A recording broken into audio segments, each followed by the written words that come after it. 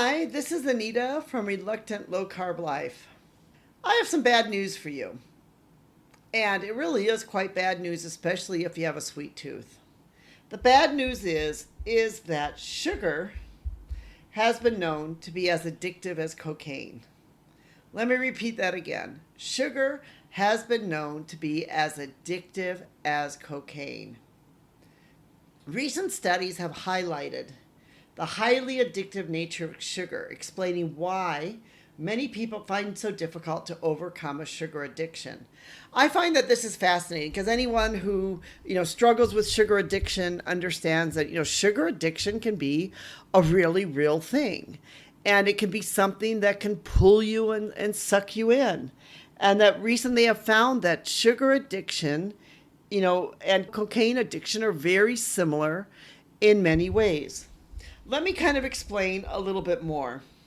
There was a study that was made that drew a parallel between sugar and cocaine and how they impact the brain.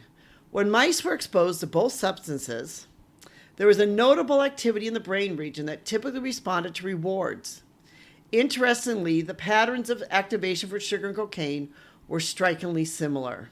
So this is interesting. So you can see that already from the very beginning, basically the mice, their brains would light up the same way when they had cocaine and when they had sugar.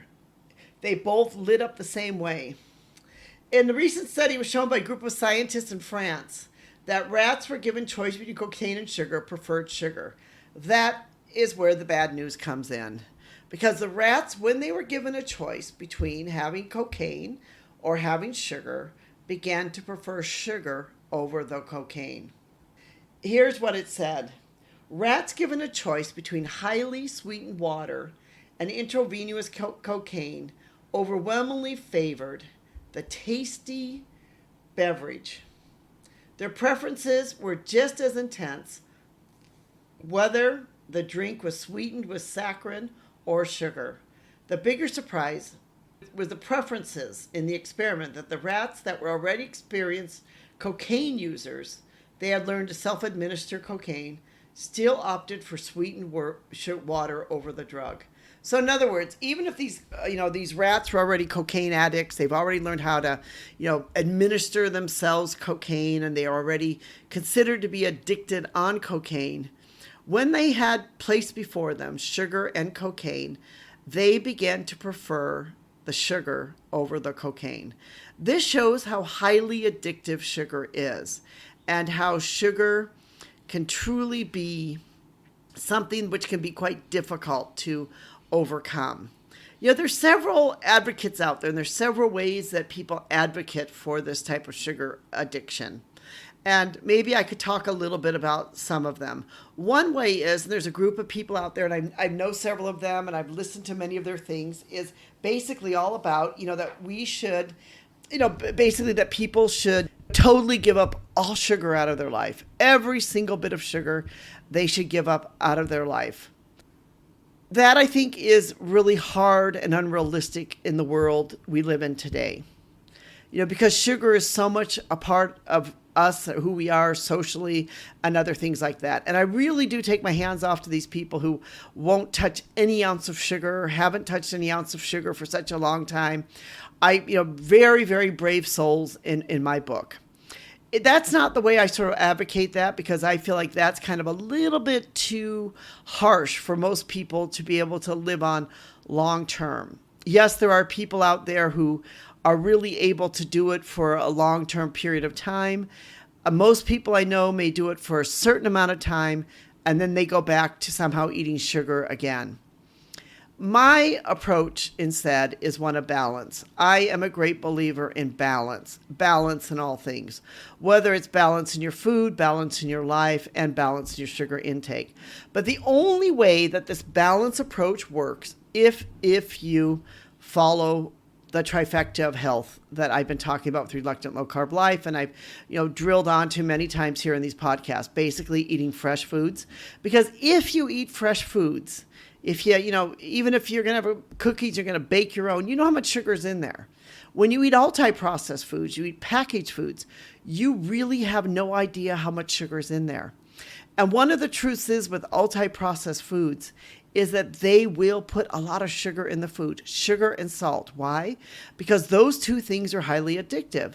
And that's really what is shown in this study with these rats. And that is exactly what the ultra-processed food companies know and understand. They understand that they can get you addicted to sugar. They may not be able to get you, addicted to the food that they're making, but they can get you addicted to the sugar and the salt in the food, because that becomes sort of like the addicted substance. And consequently, that's why you'll eat their food or their prepackaged food. So if you're going to take the second approach, then you need to really understand what you're eating, how much sugar you're eating. Most Americans and most people in other developed nations are eating 3 or 4 times per day the amount of sugar that's recommended for them. And the reason is not because they're just chewing down sugar or they're putting sugar in their coffee, they're putting sugar in their drinks. That is not the reason at all. The reason is because the sugar is so high in all the ultra-processed foods. So if you want to really cut sugar out of your life, one thing you can do now is by eating fresh food, by starting to eat fresh. As you eat fresh, the sugar then will start to go away because of the fact that you just won't have it in the prepackaged foods. So that's why I'm an advocate and a belief for that. But getting back now to the cocaine and sugar, sugar has become a ingredients in food and drinks that we consume. Sugar is, as I was saying before, is part of all of our diets. It permeates all of our different diets. From morning cereals to flavored yogurt to evening desserts, those all have sugars in them. That's what's really so interesting. Like, all these flavored yogurts, or people think that they're healthy because they've got flavors in them, actually are not, because they've got a lot of sugar in them. So there again, if you're looking to eat fresh, get yourself a plain yogurt and put some fresh fruit in it. That is far better than getting a flavored yogurt. And get yourself a flavored, getting your sweetened flavored yogurt, which basically is like a dessert. Sugar has a lot of consequences in it. Particularly recent studies have shown sugar's effect on the brain could be compared to cocaine. The brain's reward system is the heart of the sugar-cocaine connection. An intricate network that includes all these different areas of our brain.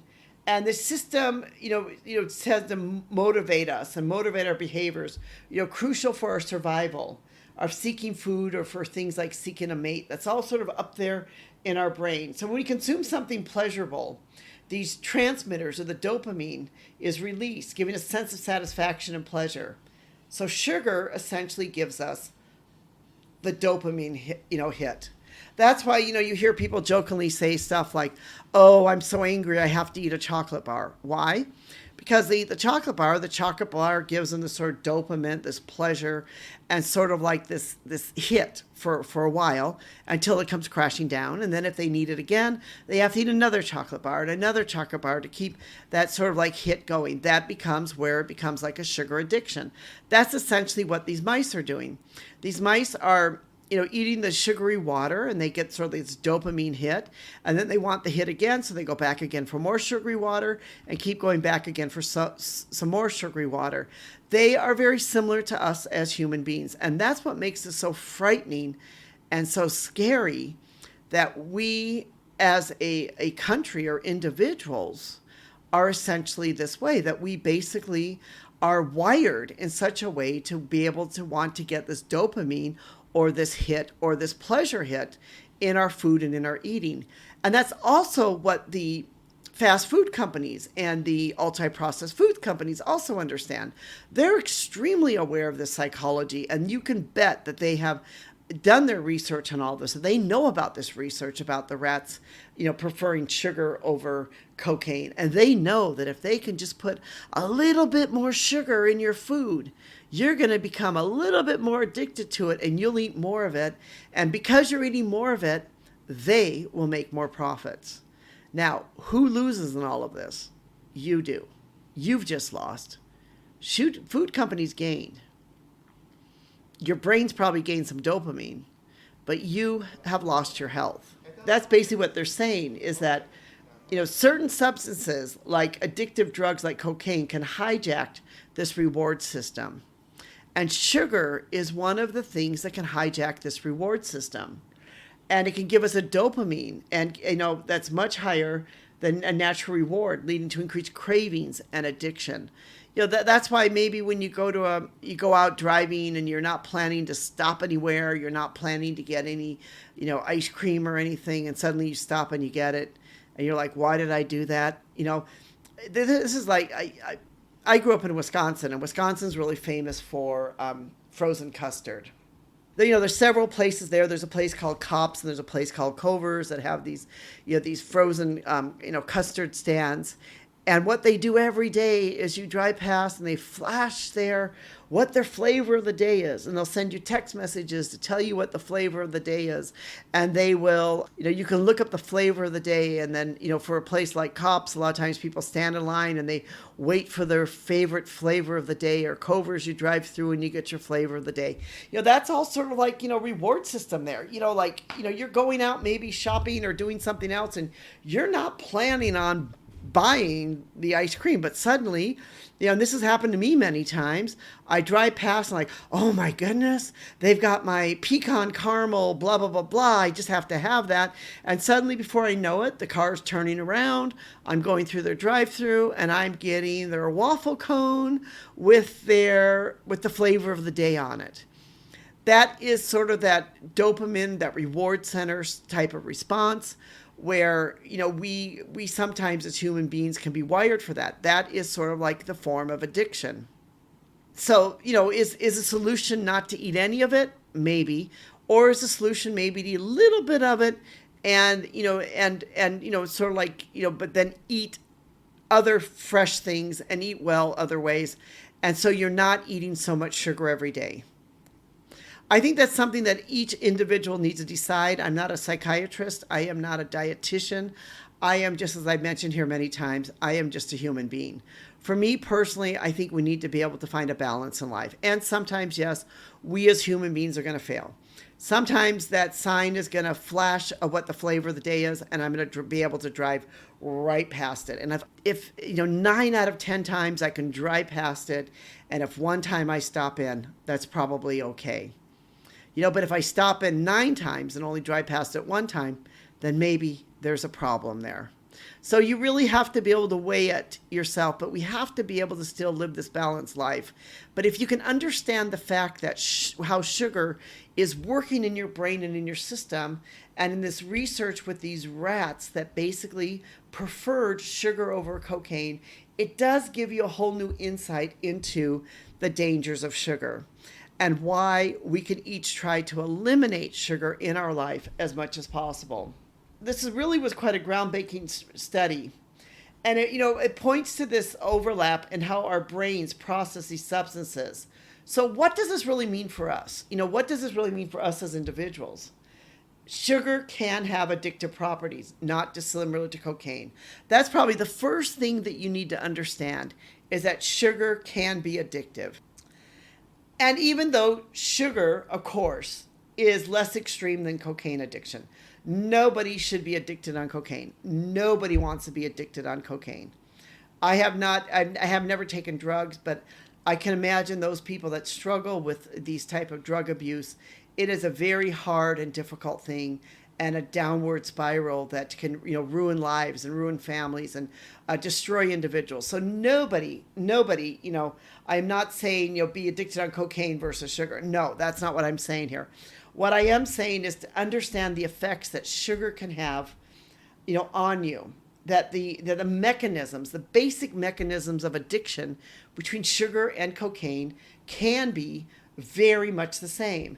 And those basic mechanisms are the craving, the consumption, the reward. So if you can understand those things, the craving, that you're going to have some cravings of sugar, and if you can find a way to get rid of those cravings and say, maybe instead of eating this ice cream, I'm going to walk around the block once and then see if I really want that ice cream after that. If you could find some way to deal with your cravings and then your consumption, And then, or find other ways to reward yourself. Maybe, maybe just by walking around the block, getting some fresh air, that could be your reward, and you start feeling better, and you feel, better about yourself. And you're like, oh, I don't need it after all. This can also explain the phenomenon of the sugar rush, or consequent the sugar crash. If you understand what it's doing on your brain, then you can understand both the sugar rush and the sugar crash, and how these two interplay with each other. That when you eat the sugar, you first of all you feel good, you get this rush, you get this dopamine rush, and then all of a sudden you get this crash where you just crash right down. And if you can understand what's exactly happening, you see that with children, when it comes like with Halloween candy. They eat and eat and eat all this candy, and then maybe all of a sudden, before you know it, the kid's throwing a tantrum and crying, and the sugar crashes come right down. That's how like the sugar can give you this surge of energy, this almost this euphoria. And then you can follow by, you can be feeling a bit lethargic, and, having cravings for more sugar, So all of this can be happening to you too, at the same time. So you can start understanding that. And if you can just understand what's going on with your body and your system, then it can help you to be able to deal with this even better, with these different highs and lows. If you can see that, understand what you're experiencing, and find a way to be able to deal with it. Like I mentioned before, I've never been addicted to drugs or alcohol, but I've known people who have.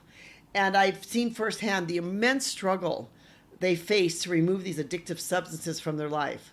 However, I do know that I do struggle with sugar addiction. So I have some understanding of what it means to be addicted to a substance. That's why I find this research on sugar and cocaine so compelling in my life. And I believe, because unlike if you're, addicted to alcohol, or if you're addicted to, to cocaine or other things, of course they say abstinence, abstinence, abstinence. Sugar is kind of, food, and it's in a lot of the foods that we eat. That's why I really believe very much in a balanced approach. If you can find a way to start getting sugar out of your life and out of your taste buds, then I find that when you do that, your entire taste buds and reward systems begin to change. And as they begin to change, you don't crave it quite as much. Sugar, I believe, is one of those cravings that is fed with the more you eat it, the more you crave it. And it becomes like this cycle, or like this hamster wheel you get on, where you keep going around and around and around and around. So, it's not that everyone who has enjoyed a sweet tooth or has a sweet tooth is necessarily on the path to addiction. And that's not what I'm saying here, is that not everyone who has a sweet tooth is necessarily on the path to addiction. Instead, it serves as a reminder of the power of our brain's reward system and the importance of understanding the substances we introduce to our bodies. So, in other words, this is more about understanding all the reward systems, what substances we introduce into our bodies, and then in the links between sugar and various health concerns such as obesity, diabetes, and heart disease are well documented. So as we begin to learn more about its potentially addictive properties and its impact on our brains, it might be time to reevaluate our relationship with sugar. So as we begin to sort of like reevaluate our relationship with sugar, we can find that it's going to be, more, it's, if we can start to be able to see that and understand that, it can help us to really reevaluate sugar and why we are kind of this way with sugar. It may also be time to examine our foods, mainly processed foods or multi-processed foods. If you can just start evaluating your multi-processed foods that you're eating and to find the hidden sugars and start eliminating those in your diet, then you would have already gone a long way to be able to getting over your sugar addiction.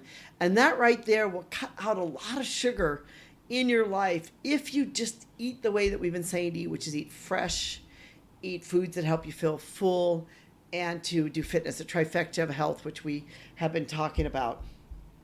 That's why we believe very much so in this balanced approach to eating. One way to get over sugar addiction is to start, instead of eating a donut, eat some fresh fruit. Have an apple with some peanut butter on it. Eat a strawberry. Even make yourself a I sometimes really enjoy making myself a smoothie, which has some almond milk in it, has some yogurt in it, strawberries and some fruits, and make it kind of thick, and that sort of can help me satisfy a little bit of the sweet tooth that I might be feeling or the sweet urge that I might have. So if that actually is really, if you use Greek yogurt and use almond milk and use some berries, got a pretty high satiety rating to it too. So you're going to feel full longer than if you go for that ice cream bar, or if you go for the the chocolate bar. That's going to help you feel full longer. So find some way in your life to be able to deal with these cravings and to understand that these are real. And I think that's one of the main things why I found this study so interesting, is for us to all really understand how real these sugar cravings are. That when you feel something, you feel that craving, it's real. It's and then understand that it's real and find a way to be able to overcome it, and find a way to substitute for it, or find something that you enjoy, something that, like I said, for me, it's that smoothie. I like that fruit smoothie. It makes me feel satisfied. You can put a little bit of vanilla in it, and if you really want to have a little bit more sweetener, there's a great sugar that I've used quite a bit. It's called monk fruit sugar, which doesn't raise your blood sugar level like some of the other sugars. You can put a little bit of that in, and you can make yourself sort of the sweet treat. And if you can be satisfied by that, then you'll be far healthier and far better off than by reaching for some kind of ultra-processed food or some junk food throughout the process. I'm going to leave a link in our description for Cocaine Addiction and Sugar Addiction Explored, so that if you'd like to be able to read more and understand more about cocaine and sugar addiction, you can go on there and you can read more about this and maybe get some more ideas for you and for your own life. If we can just learn to recognize these parallels between these two, I think that's really the first start in all of this. This is Anita from Reluctant Low Carb Life. Thank you so much for listening. We really do appreciate you, our listeners.